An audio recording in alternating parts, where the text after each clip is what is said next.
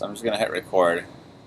Um, but I guess first I should do an intro, right? So this is Joan Rubinger. Yeah. I was going to say You Boland. want to restart over? All right, so this is Joan Rubinger. Yes.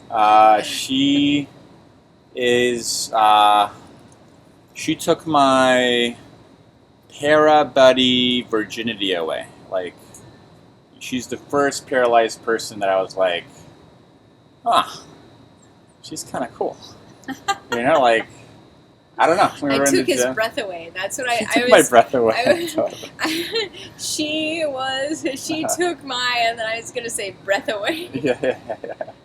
Yeah, exactly. You know, I took his breath away. You did. He was immediately attracted to my, positive energy. She was just working it in the gym. You know, like owning it.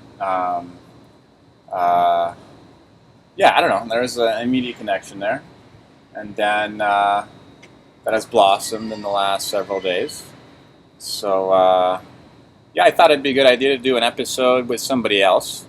I'll ask her some questions in a minute, but maybe you could do an intro. There's some really cool stuff. Or am I supposed to introduce? Is that the way it works? Like the interviewer introduces... I can say a little about myself. You could? That'd be great. That'd be great. Okay. So awesome. Go for it. I'm Joan Rubinger. I'm 38. Oh my god, I just turned 38. Holy crap. Sucks I'm 38.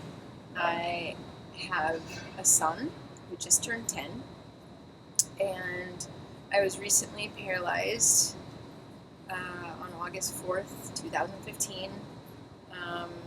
I am a T10, debatable, somewhere around T5 to T10, but my injury level is at T10. And I basically fell over a cliff while biking. Another biker, no.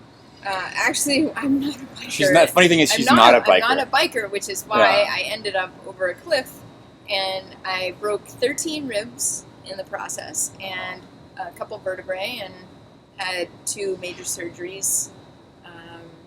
And I'm 2 months out from my injury right now, and I've done quite a bit of rehab. And professionally, I work in sports medicine. I work with pro athletes.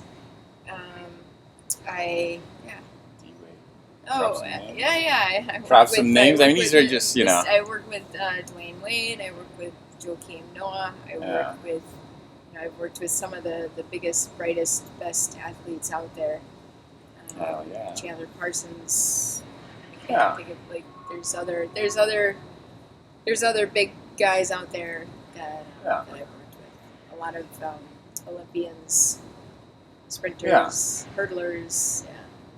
Yes, I think the bottom line is, if you want to join our cool paraplegic club, if you're a biker or you're not a biker, just get on a bike and you'll be paralyzed. You are so strange.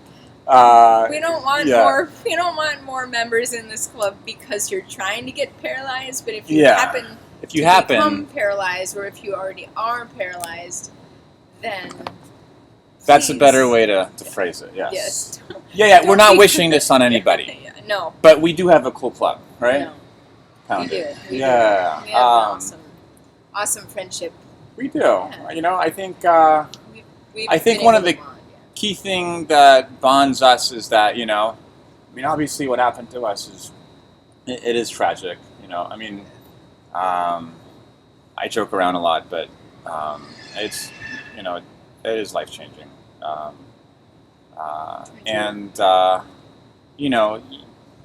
I think you could have many life changing things that are not even close to the magnitude of what happened to us, and you could feel desperate, and you could feel like you just want to give up.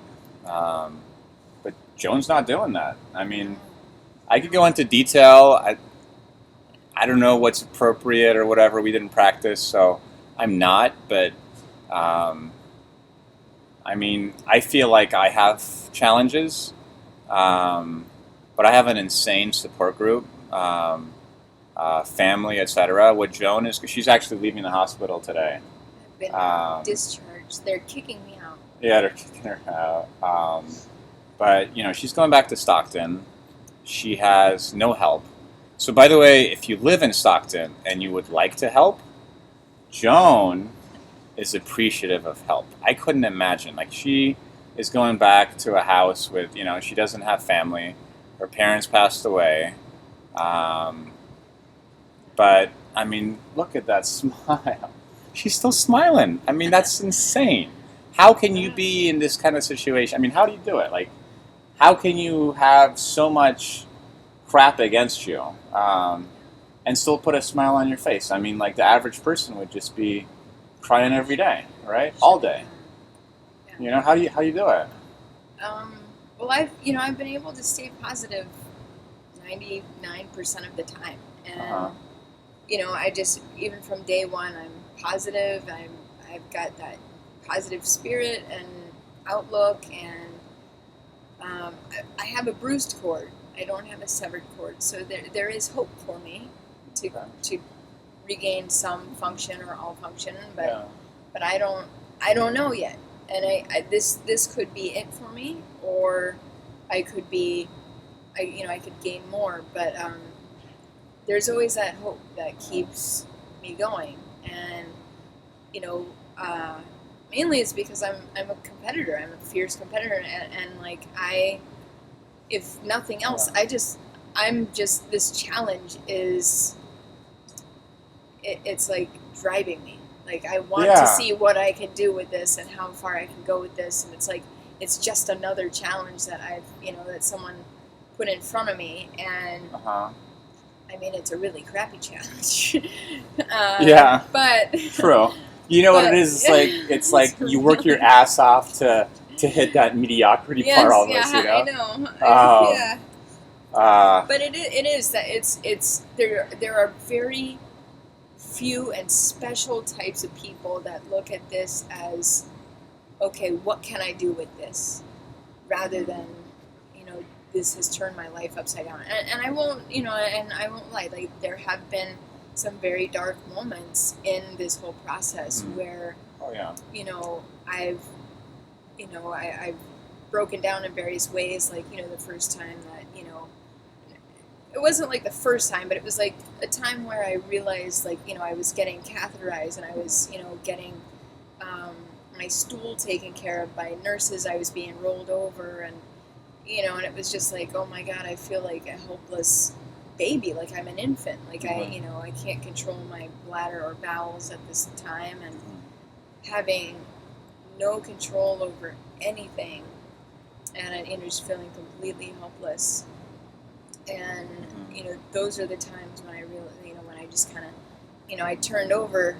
Like, I remember being turned over in the bed so that they could wipe my stool, and tears were just streaming down my face, and I just could not stop. And those are the times that really got to me. And this inability to do things, like, just the smallest things that people take for granted. Like, you would not believe the amount of energy and time it takes to put on a sock. Like, it's absurd.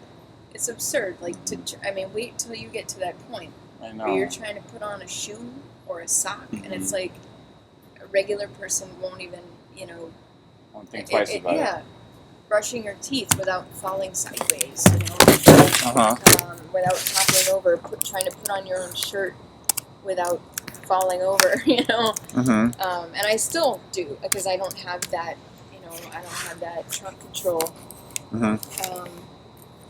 But I think it's still recorded. I'm sorry. Oh, we're having technical issues here. My laptop went to sleep. It's still recording. The green is still on. Okay, good. But sorry. It's okay. It's just, but that challenge is what drives me. Like, I always talk about with the therapists here, the PTs, is that I thrive under pressure, and like this is the most pressure I've ever faced. To overcome something like seemingly insurmountable. Exactly. And this is the Mount Everest of challenges right here. Yeah. You know, it is. I was telling my family, and I was like, when we get through this, we're gonna be tough as frickin' nails. Yeah. You know, like, we will be tough as nails, and you are such a tough woman. I mean, I really admire you, Joan. Thank you. So, we'll definitely keep in touch with Joan. It's her last day here. I know, I'm so sad to this leave is still the beginning of a beautiful relationship. Yeah. And who knows? Maybe we could somehow use this channel to help, if help is needed. You know. Yeah. As I said, Joan is going to be all by herself in Stockton. If anybody has the gumption to organize something, maybe I will. I don't know. We'll see. I could move somewhere. She might move in with me, so then we'll have a bunch of episodes. An empty apartment in San Francisco or wherever. Yeah. Rent free. Yeah, because you used to travel a lot, right? So yeah, so Joan didn't really have a home for a while. Yeah. She just traveled where the athletes were traveling. Mm-hmm. So she's totally flexible. Yeah, that's why when I go home, it's really just to four walls. I don't really have a home. Yeah. Where I've never really built a network of family and friends. That's kind of why I'm terrified of going home alone and not having that support system. Exactly. That must be so scary. Yeah. But do you see the smile on her face? I mean, like, seriously, like, how could you not break down in such a situation? I mean, this is truly the strongest person I know. The smile is hiding. You got to be kidding me. The smile is hiding the frightened person that you gotta I'm fake afraid it till I'm you gonna make crap it. in my You know. bed tonight. I'm afraid I'm gonna crap all over my house tonight. Like there's gonna be like little accidents, little piles of poo everywhere.